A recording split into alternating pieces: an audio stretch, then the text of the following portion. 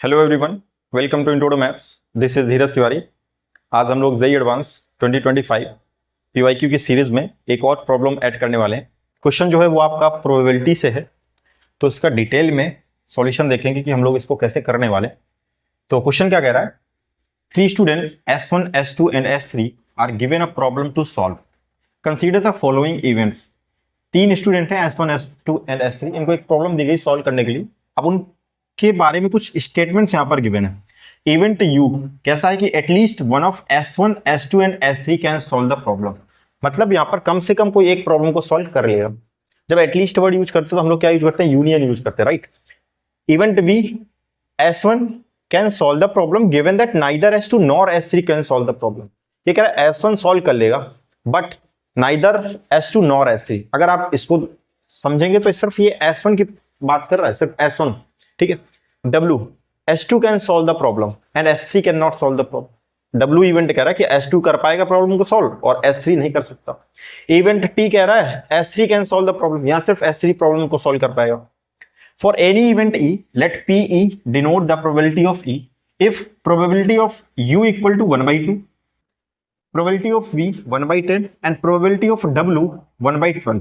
तो probability of T हमसे पूछा गया कि क्या होगा, राइट। यहां पर ये जो इवेंट गिवन है ना, इनकी प्रोबेबिलिटी यहां पर बता दी। तो क्वेश्चन स्टार्ट करते हैं सॉल्यूशन। यहां पर जैसे प्रोबेबिलिटी ऑफ S3 पूछा गया कि S3 प्रॉब्लम को सॉल्व कर लेगा, उसकी क्या प्रोबेबिलिटी होगी। तो मैं क्या करता हूं, तीनों की मैं इंडिविजुअल प्रोबेबिलिटी कंसीडर कर लेता हूं। प्रोबेबिलिटी ऑफ S1 लेट कर लेते हैं अपन, that is A। Probability of S2 let कर लेते हैं, that is B। And probability of S3 let कर लेते हैं C। एक चीज ध्यान रखिएगा, ये तीनों आपस में इंडिपेंडेंट है, ठीक है।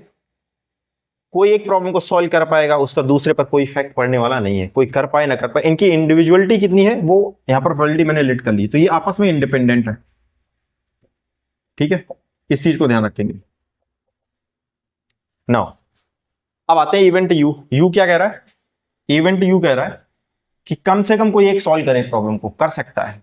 तो उसके लिए यूनियन यूज करते हैं। S1 सॉल्व कर सकता है, यूनियन S2 सॉल्व कर सकता है, यूनियन S3 सॉल्व कर सकता है, ठीक है। मैं क्या करता हूं, इसका कॉम्प्लीमेंट अगर निकालू यहां से तो वो क्या हो जाएगा, S1 union S2 union S3।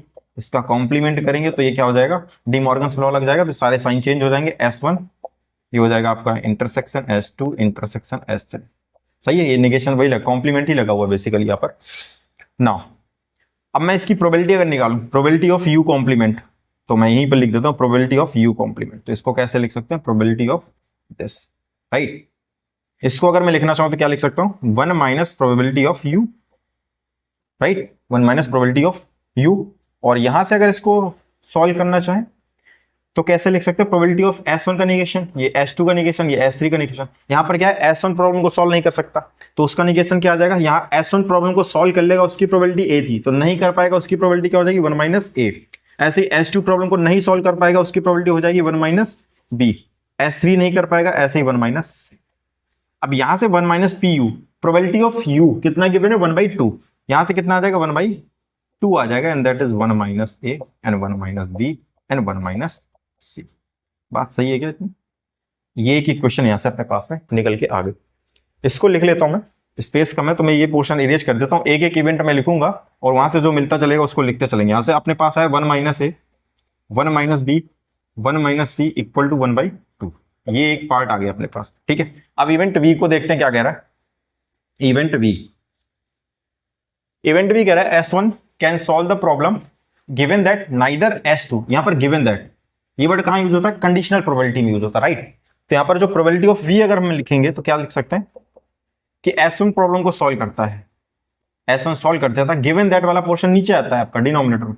S2 नहीं सॉल्व कर पाएगा, नाइदर S2 मतलब S2 एंड S3 दोनों प्रॉब्लम को सॉल्व नहीं कर पा रहा है। तो ये अल्टीमेटली मैंने यहीं पर बताया था कि ये क्या दे रखा, सिर्फ S1 के सॉल्व करने की प्रोबेबिलिटी दे रखी है, अगर आप ध्यान से देखेंगे, ठीक है।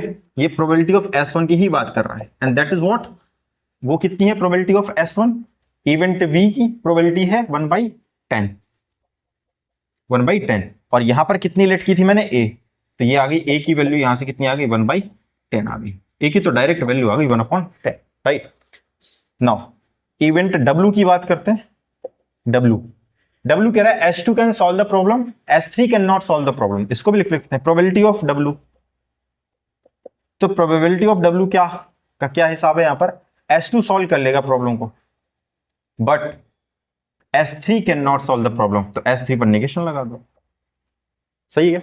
अगर मैं इसको ब्रेक करूं तो क्या लिख सकता हूं, S2 प्रॉब्लम को सॉल्व कर लेगा, इसकी प्रोबेबिलिटी अपने पास में B है, एंड S3 प्रॉब्लम को नहीं सॉल्व कर पाएगा, इसकी प्रोबेबिलिटी नेगेशन लगा तो 1 माइनस C हो जाएगा। ठीक है, और इस इवेंट W की जो प्रोबेबिलिटी वो क्वेश्चन में दे रखी है, दैट इज 1/12। ठीक है, इसकी तो डायरेक्ट वैल्यू पता चल गई A की यहां से, बट अपने को A नहीं चाहिए, अपने को क्या चाहिए, इवेंट T S3, और S3 की प्रोबेबिलिटी मतलब C। अगर C की वैल्यू निकल आएगी तो पता चल जाएगा इवेंट T की प्रोबेबिलिटी क्या है। ये जो इक्वेशन है और ये जो इक्वेशन में इनको डिवाइड करता हूं, डिवाइड करूंगा यहां से तो कितना हो जाएगा, ये 1 minus A 1 minus B and 1 minus C equal to 1/12 divided by B 1 minus C, ये कैंसिल आउट हो जाएगा आपका। ठीक है, और इक्वल में क्या है, यहाँ 1/12 रहेगा। ठीक है, 1 माइनस 10, A की वैल्यू तो पता है, यहाँ मैं 1 माइनस 10 पुट कर देता हूँ, तो 1 माइनस 1/10 कितना आ जाएगा, 9/10 आ जाएगा। सही है क्या, 9/10 आ जाएगा यहाँ से, 9/10, और यहाँ से बन जाएगा 1 माइनस B, और यहाँ से आ जाएगा आपका B इक्वल में इधर क्या आ जाएगा, ये 1/12 था, 1/12, तो 12 तो चला जाएगा ऊपर, 2 6 12, 6 आ जाएगा यहाँ से, 3 3 9, 3 2 6, तो यहाँ से कितना आ जाएगा, 1 माइनस B/B इक्वल टू, ये हो जाएगा 20/3, तो 3 minus 3B equal to 20B, तो ये हो जाएगा 23B इक्वल टू 3, तो B की वैल्यू आ गई 3/23, स्मॉल b आ गया 3/23।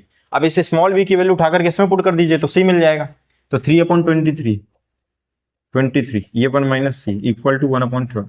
मैं इसको इस तरफ भेज देता हूँ, ये कितना हो जाएगा आपका 1 माइनस C इक्वल टू, ये हो जाएगा 23/36, और C चाहिए तो इसको इस तरफ भेज दो, 1 minus 23/36 equal to C, 36 minus 23 that is 13/36, तो C आ गया। C का मतलब क्या है यहाँ पर, प्रोबेबिलिटी ऑफ S3, और यही तो पूछा था उसने, T क्या है, S3 can solve the problem, तो S3 प्रॉब्लम को सॉल्व कर सकता है, तो इवन T की जो प्रोबेबिलिटी आ गई that is 13/36, option number A is your correct answer.